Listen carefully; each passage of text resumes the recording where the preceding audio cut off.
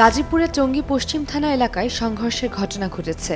শুক্রবার রাত 12:30টার দিকে পার্টি অফিস দখলকে কেন্দ্র করে বিএনপির দুই গ্রুপের মধ্যে এই উত্তেজনা ছড়িয়ে পড়ে।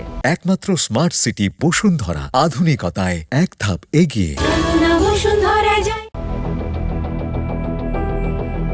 স্থানীয়দের ভাষ্য অনুযায়ী শুক্রবার রাতে একাধিক দলবল নিয়ে টঙ্গী পশ্চিম থানা বিএনপির নেতা বেলালের নেতৃত্বে গাজীপুরের 27 এলাকায় অবস্থিত বিএনপির পার্টি অফিসে হামলা ও ভাঙচুরের ঘটনা ঘটে। এ সময় উভয় পক্ষের মধ্যে মারামারি শুরু হলে কয়েকজন নেতাকর্মী আহত হন।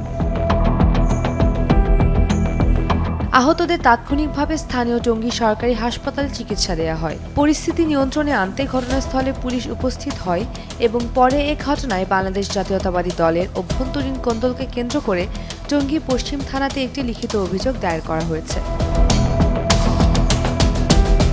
এ বিষয়ে গাজীপুর পুলিশ জানায়, অভিযোগের ভিত্তিতে ঘটনার তদন্ত শুরু হয়েছে এবং আইনানুগ ব্যবস্থা নেওয়া হবে।